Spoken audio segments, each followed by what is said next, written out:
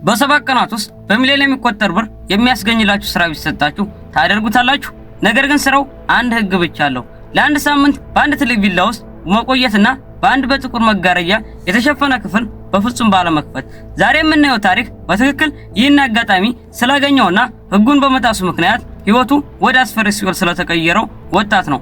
ይህ ታሪክ መጨረሻው ላይ የሚያሳየው አስደናቂ እውነት ጭንቅላታችሁን ነው የሚያዞረው። ታሪኩን ከመግባታችሁ በፊት ግን አሁኑኑ ቪዲዮውን ላይክ በማድረግ እና ቻናሉን ሰብስክራይብ በማድረግ ቤተሰብ ይሁኑ። አሁን ቀጥታ ወደ ቪዲዮ እንሂድ።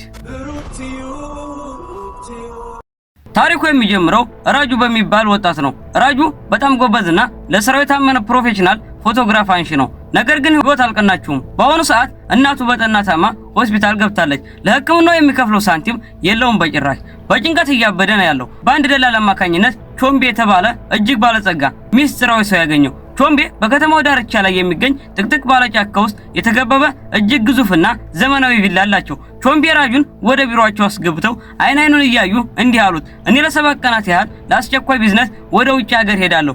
ቤት ውስጥ እጅግ ውድ ዕቃዎች ስላሉ ባዶ እንዲሆን በፍጹም አልፈልግም። ለ7 ቀናት ብቻህን እዚህ ቤት ውስጥ ተቀምጠህ ጥበቃ ካደረግህ እናቴ የምትፈልገውን የህክምና ወጪ ሙሉ በሙሉ ሸፍናለሁ። ራጁ ይህን ሲሰማ በደስታ ሊያብድ ነበር። ነገር ግን ቾምቤ ፊታቸውን ባንዴ ተለወጠ። አይኖቻቸው ደም ለበሱ። በቁጣና በሚያስፈራ ድምጽ በመጨረሻ ማስጠንቀቂያ ሰጡት። ነገር ግን አንድ ጥብቅ ህግ አለ። በቤቱ ሁለተኛ ፎቅ ላይ የመጨረሻው ኮሪደር በጥቁር መጋረጃ የተሸፈነ አንድ በር ታገኛለህ። በሩ በቁልፍ የተዘጋ ነው። በ7 ቀናት ውስጥ ወደዛ ወይም መቅረብ ለመክፈትም ሆነ በፍጹም እንዳትሞክር፣ የተከለከለ ነው። ህጉን ካፈረስክ የተባለውን ገንዘብ አታገኝም። ምናልባትም ህይወትህንም ልታጣ ትችላለህ። ራጁ በወቅቱ ጭንቅ ውስጥ ስለነበረ ነገሩን እንደቀላል አድርጎ አየው። ገንዘቡን ካገኘው ክፍሉ ምን ያደርግልኛል? ዝም ብዬ እቀመጣለሁ ብሎ አሰበ። ነገር ግን ወደ ቤቱ ሲገባ ነገሮች እሱ ካሰበው በላይ እጅግ የጨለመና ሚስጥራዊ ነበሩ። ቾምቤ ቤቱን ቆልፈው ወጡ። ራጁ ብቻውን ቀረ። ቤቱ ውስጥ እጅግ ሰፊና በቅንጦት ዕቃዎች የተሞሉ ጭው ያለ ጸጥታ የሰፈነበት ቦታ ነው። በመጀመሪያዎቹ 2 ቀናት በጣም ሰላማዊ ነበሩ። ራጁ ይበላል፣ ይጠጣል፣ በሰፊው ሳሎን ውስጥ ምርጥ ፊልሞችን ያያል። ነገር ግን አንድ ቀን ያስተዋለው ነገር ቢኖር ሁልጊዜም ማታ ማታ ወደ መኝታ ክፍሉ ሲሄድ በዛ በጥቁር መጋረጃ በተሸፈነው ክፍል ውስጥ ሲያልፍ ሰውነቱ የሚወረው አንድ እንግዳና የበረዶ ኃይል የሚቀዘቅዝ ስሜት ይሰማው ነበር። በሶስተኛው ቀን እኩለ ሌሊት ላይ 8 ሰዓት አካባቢ ራጁ በከባድ ድምጽ ደንግጦ ከእንቅልፉ ባነነ። አንድ ሰው ከላይኛው ፎቅ ላይ በከፍተኛ ፍጥነት የሚሮጥ ይመስላል። ኮቴው በጣም ይሰማው ነበር። በድንጋጤ ልቡ ሊመታ ተቃረበ። ማን ነው ብሎ ጮኸ። ነገር ግን ምንም መልስ የለም። በእጁ የእጅ ባትሪ ይዞ በደረጃዎች ላይ እየተንቀጠቀጠ ወደ ላይኛው ፎቅ ወጣ። ወደ ጥቁሩ መጋረጃ ክፍል ሲቃረብ ድምጹ ባንዴ ቆመ። ነገር ግን በጣም የሚያስደነግጠው ነገር ከተቆለፈው በር በታች ባለው ክፍተት በኩል በክፍሉ ውስጥ አንድ ደማቅና የሚያስፈራ ቀይ ብርሃን ይበራ ነበር። ራጁ ፍርሃቱ ከአቅሙ በላይ ሆነ። በሩን ሊያንኳኳ እጁን አነሳ። ግን የቾምቤ መጨረሻ ማስጠንቀቂያ ትዝ አለው። ህይወትህን ልታጣ ትችላለህ የሚል ድምጽ ነበር። ያሉትን አስቦ እጁን መልሶ ወደ ክፍሉ ሮጦ ገባ። ያን ሌሊት ሙሉ አይኑን ሳይከደን በፍጹም ነጋ። ብርድ ልብሱ ከጠቅልሎ አደረ። በአራተኛውና በአምስተኛው ቀን የራጁ ፍርሃት ወደ እብደት እየተቀየረ መጣ። ምክንያቱም ድምጾቹ ማታ ማታ ብቻ ሳይሆን ቀን ቀን መሰማት ጀምረዋል። በየማዕዘናቱ የህፃናቱ የጭንቀት ሳቅ እና የማንሾካሾክ ድምጾች በጆሮ ያቃጭሉበታል። ራጁ አእምሮዬን እያጣሁ ነው ወይስ ቤቱ በሙት መንፈስ ታውሯል ብሎ አሰበ።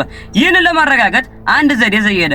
የራሱን ፕሮፌሽናል ካሜራ አነሳና በቤቱ ውስጥ ያሉትን ክፍሎች፣ ወንበሮችና ጨለማ ማዕዘናትን ፎቶ ማንሳት ጀመረ።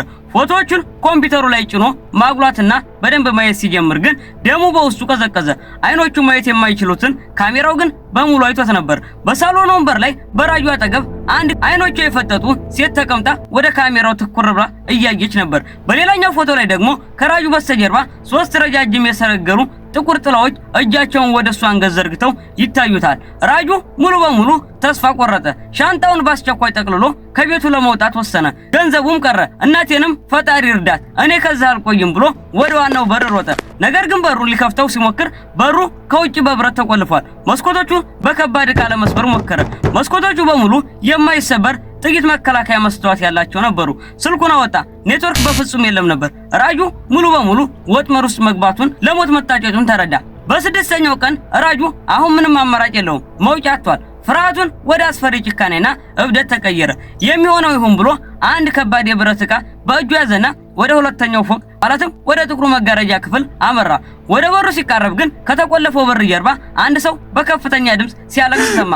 ድምጹ ያስተጋባ እንዲህ ይላል፣ እባክህ ክፈትልኝ፣ እባክህ አድነኝ፣ ቾምቤ ሊገልህ ነው። የራጁ የብረት ዕቃውን አንስቶ በሩን በኃይል መምታት ጀመረ። ከሶስት ከባድ ምቶች በኋላ የበሩ ቁልፍ ተሰበረና ተከፈተ። ክፍሉ ውስጥ የነበረው ነገር ግን ራጁ ከጠበቀው በላይ እጅግ አስፈሪና ዘግናኝ ነበር። ክፍሉ ሙሉ በሙሉ ጥቁር ነው። ግድግዳው ላይ በደም የተሳሉ እንግዳ የሆኑ የጠንቋይና የሰይጣን ምልክቶች አሉ። በክፍሉ መሃል ደግሞ አንድ ትልቅ ባለ ጥቁር ብረት ሳጥን ተቀምጧል። ሳጥኑ በሽንሸና ሰንሰለቶች ተጠምጥሞበታል። የሚገርመው የልቅሶ ድምጽ እየመጣ ያለው ከዚሁ ከታሸገው ሳጥን ውስጥ ነበር። ራጁ እየተንቀጠቀጠ ወደ ሳጥኑ ከጠጋ በሳጥኑ ላይ የተንጠለጠለውን ትልቅ መቆለፊያ በብረቱ መተው። መቆለፊያው ተሰበረ። ሰንሰለቶቹ መሬት ላይ ተከሰከሱ። ራጁ በጥንቃቄ እየተነፈሰ የሳጥኑን ከባድ ክዳን ወደ ላይ ከፈተው። ሳጥኑ ውስጥ የነበረው ነገር ግን አስክሬን ወይም የተቆረጠ አካል ወይም ወርቅ አልነበረም። ሳጥኑ ውስጥ የነበረው ነገር ቢኖር አንድ መስዋዕት ብቻ ነበር። ራጁ ግራ በመጋባት ወደ መስዋዕቱ ከጠጋ በመስዋዕቱ ውስጥ የራሱን ነጸብራቅ አየ። ነገር ግን ከጥቂት ሰከንዶች በኋላ በመስዋዕቱ ውስጥ ያለው ያ የራሱ ምስል ብቻውን መንቀሳቀስ ጀመረ። በመስዋዕቱ ውስጥ ያለው ራጁ ክፉኛ ፈገግ አለና አፉን ከፍቶ መናገር ጀመረ። ድምጹ ግን የራጁ ሳይሆን የቾምቤ ድምጽ ነበር። ራጁ ስለመጣህ አመሰግናለሁ አለ መስዋዕቱ ውስጥ ያለው የራጁ ምስል።